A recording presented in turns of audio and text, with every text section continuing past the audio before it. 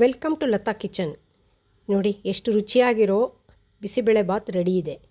ಆದರೆ ಎಲ್ಲರೂ ಅಂದ್ಕೊಂಡಿರೋ ಹಾಗೆ ಇದು ಅಕ್ಕಿಯಿಂದ ಮಾಡಿರೋವಂಥ ಬಿಸಿಬೇಳೆಬಾತ್ ಅಲ್ಲ, ಅವಲಕ್ಕಿಯಿಂದ ಮಾಡಿರೋವಂಥ ರುಚಿಯಾದ ಬಿಸಿಬೇಳೆಬಾತು. ಇದನ್ನು ತುಪ್ಪ ಹಾಕ್ಕೊಂಡು ಇದ್ರ ಜೊತೆಗೆ ಮೊಸರು ಬಜ್ಜಿ ಹಾಕ್ಕೊಂಡು ತಿಂತಾಯಿದ್ರೆ ಸೂಪರ್ ಟೇಸ್ಟಿಯಾಗಿರುತ್ತೆ. ಇದರಲ್ಲಿ ಎಲ್ಲ ತರಕಾರಿನೂ ಹಾಕಿ ಮಾಡಿರೋದ್ರಿಂದ ರುಚಿಗೆ ಮತ್ತು ಆರೋಗ್ಯಕ್ಕೆ ಎರಡೂ ದೃಷ್ಟಿಯಿಂದ ತುಂಬ ಒಳ್ಳೆಯದು. ಹಾಗೆಯೇ ಬೇಗನೂ ಮಾಡ್ಕೋಬೋದು. ಯಾರಿಗೆಲ್ಲ ಅಕ್ಕಿ ಬೇಜಾರಾಗುತ್ತೆ ಅನ್ನೋವಾಗ ಈಗ ಅವಲಕ್ಕಿ ಇದನ್ನು ಮಾಡ್ಕೋಬೋದು. ಹೇಗೆ ಮಾಡೋದು ಅಂತ ನೋಡೋಣವಾ? ಅವಲಕ್ಕಿ ಬಿಸಿಬೇಳೆಬಾತಿಗೆ ಬೇಕಾಗುವಂಥ ತರಕಾರಿಗಳು ಹೇಳ್ತೀನಿ. ಇದು ಬೀನ್ಸು, ಟೊಮೆಟೊ, ಕ್ಯಾರೆಟ್ ಮತ್ತು ಸೋರೆಕಾಯಿ ತೊಗೊಂಡಿದ್ದೀನಿ. ಸೋರೆಕಾಯಿ ಎಷ್ಟು ಒಳ್ಳೆಯದು ಅಂತ ಗೊತ್ತಲ್ವ ಎಲ್ಲರಿಗೂ. ಸೊ ಇದು ಅವಲಕ್ಕಿ ಬಿಸಿಬೇಳೆಬಾತಿಗೆ ಮಾಡುವಾಗ ಈ ಸೋರೆಕಾಯಿ ಆ್ಯಡ್ ಮಾಡಿಕೊಂಡ್ರೆ ತುಂಬ ಚೆನ್ನಾಗಿರುತ್ತೆ. ಅವರೆಕಾಯಿ ಸೀಸನಲ್ಲಿ ಅವರೆಕಾಯಿನೂ ಆ್ಯಡ್ ಮಾಡ್ಕೋಬೋದು. ಬಟ್ ಇವಾಗ ನಾನಿಲ್ಲಿ ಸೋರೆಕಾಯಿ ಹಾಕ್ತಾಯಿದ್ದೀನಿ. ಮತ್ತು ಒಂದು ಬಟ್ಲು ಅವಲಕ್ಕಿ, ಗಟ್ಟಿ ಅವಲಕ್ಕಿ ತೊಗೊಂಡಿದ್ದೀನಿ. ಈ ಥರ ಇದನ್ನು ನೆನೆಸ್ಕೋಬೇಕಲ್ಲ, ಸೊ ಹಾಗಾಗಿ ಗಟ್ಟಿ ಅವಲಕ್ಕಿ ತೊಗೊಂಡ್ರೆ ಚೆನ್ನಾಗಿ ಬರುತ್ತೆ. ಒಂದು ಬಟ್ಲಷ್ಟು ತೊಗರಿಬೇಳೆ ಬೇಯಿಸಿಟ್ಕೊಂಡಿರೋವಂಥದ್ದು. ಇದು ಬಿಸಿಬೇಳೆಬಾತ್ ಪೌಡರು, ಹುಣಸೆಹಣ್ಣು ಮತ್ತು ಕೊಬ್ಬರಿ ತುರಿ ಇಟ್ಕೊಂಡಿದ್ದೀನಿ. ಒಂದು 3ರಿಂದ 4 ಲವಂಗ ಇಟ್ಕೊಂಡಿದ್ದೀನಿ. ಹೇಗೆ ಮಾಡೋದು ಅಂತ ನೋಡೋಣ. ಈಗ ಮೊದಲು ಒಂದು ಸ್ವಲ್ಪ ನೀರು ಹಾಕ್ಕೊಳ್ಳೋಣ ತರಕಾರಿ ಬೇಯಿಸ್ಕೊಳ್ಳೋಕ್ಕೆ. ನಾನಿಲ್ಲಿ 1 ಲೋಟದಷ್ಟು ನೀರು ಹಾಕಿದ್ದೀನಿ. ಇದಕ್ಕಿವಾಗ ಸ್ವಲ್ಪ ತರಕಾರಿ ಬೇಯೋಷ್ಟು ಉಪ್ಪು ಹಾಕ್ತಾಯಿದ್ದೀನಿ.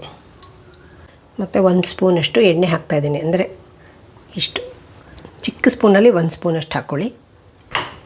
ಫಸ್ಟು ನಾನು ಕ್ಯಾರೆಟ್ ಹಾಕ್ತಾಯಿದ್ದೀನಿ. ಯಾಕೆಂದರೆ ಕ್ಯಾರೆಟ್ ಸ್ವಲ್ಪ ಗಟ್ಟಿ ಇರುತ್ತಲ್ಲ, ಸೊ ಅದಕ್ಕೆ ಫಸ್ಟ್ ಇದು ಬೇಯಲಿ ಅಂತ ಫಸ್ಟು ಕ್ಯಾರೆಟ್ ಹಾಕ್ತಾಯಿದ್ದೀನಿ. ಸಣ್ಣಕ್ಕೆ ಹೆಚ್ಕೊಂಡಿರೋ ಅಂಥ ಕ್ಯಾರೆಟ್, ಸಣ್ಣಕ್ಕೆ ಹೆಚ್ಕೊಂಡಿರೋ ಅಂಥ ಬೀನ್ಸ್.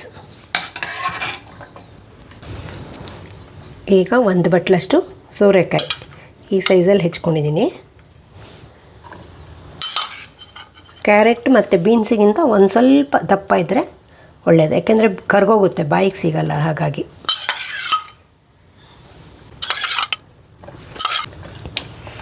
ಇದನ್ನೆಲ್ಲ ಮಿಕ್ಸ್ ಮಾಡಿ ಒಂದು 5 ನಿಮಿಷ ಮುಚ್ಚಿಟ್ಬಿಡೋಣ. ಹಬೆಯಲ್ಲಿ ಬೇಯುತ್ತೆ ಅದು. ಈಗ ಎಲ್ಲ ತರಕಾರಿ ಬೆಂದಿದೆಯಾ ನೋಡೋಣ.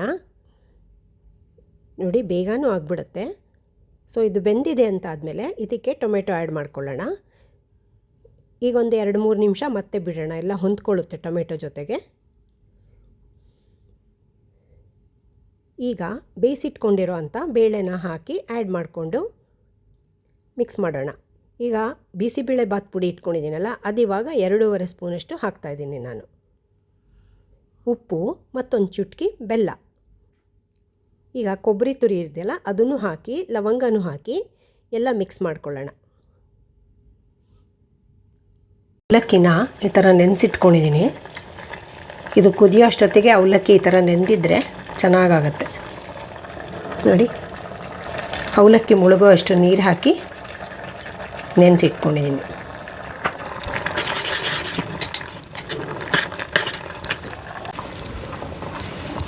ಈಗ ಇಟ್ಕೊಂಡಿರೋ ಅಂಥ ಹುಣಸೆಹಣ್ಣನ್ನು ಹಾಕ್ತಾಯಿದ್ದೀನಿ.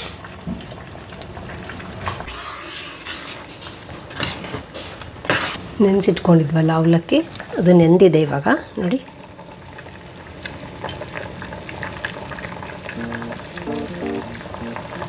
ಈಗ ಇದಕ್ಕೆ ಆ್ಯಡ್ ಮಾಡ್ತಾ ಇದ್ದೀನಿ.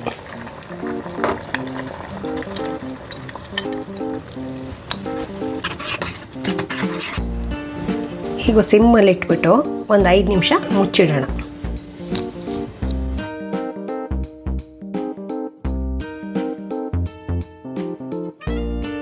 ನೋಡಿ, ಸ್ವಲ್ಪ ಇದು ನೀರಾಗೇ ಇರಬೇಕು, ಯಾಕೆಂದರೆ ಅವಲಕ್ಕಿ ಹಾಕಿರೋದ್ರಿಂದ ನಾವು ಸ್ವಲ್ಪ ನೀರೆಲ್ಲ ಹೀರ್ಕೊಳ್ಳುತ್ತೆ. ಇದು ನಾವು ಬಾಕ್ಸಿಗೆ ಅಥವಾ ಎಲ್ಲರೂ ಹೊರಗಡೆ ತೊಗೊಂಡು ಹೋಗಬೇಕು, ಸ್ವಲ್ಪ 4-5 ಅವರ್ಸ್ ಇಡಬೇಕು ಅನ್ನೋವಾಗ ಸ್ವಲ್ಪ ಈ ಥರ ನೀರಾಗೇ ಇದ್ದರೆ ಅವಲಕ್ಕಿ ನೀರನ್ನೆಲ್ಲ ಹೀರ್ಕೊಂಬಿಡುತ್ತೆ. ಇದು ಗೊತ್ತೇ ಆಗಲ್ಲ ಅವಲಕ್ಕಿದ ರೈಸ್ದ ಅನ್ನೋದೇ ಗೊತ್ತಾಗಲ್ಲ. ಅನ್ನ ತಿನ್ನೋಕ್ಕೆ ಬೇಜಾರಾಗುತ್ತಾ, ಆಗ ಈ ಅವಲಕ್ಕಿದು ಮಾಡ್ಕೊಂಡು ತಿನ್ಬೋದು.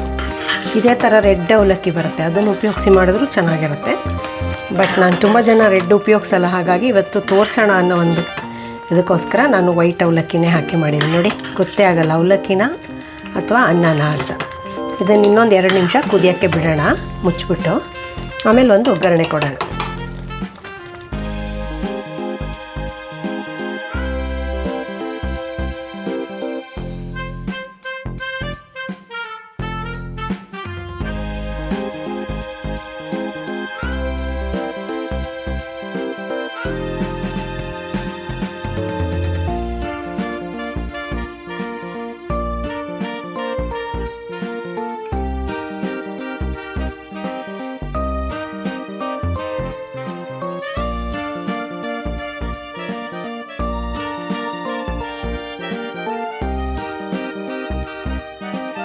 ನೀವು ಎಲ್ಲ ಮಾಡಿ ನೋಡಿ, ಇಷ್ಟ ಆಯಿತಾ ಹೇಗೆ ಅಂತ ಕಮೆಂಟ್ ಸೆಕ್ಷನಲ್ಲಿ ಹೇಳಿ.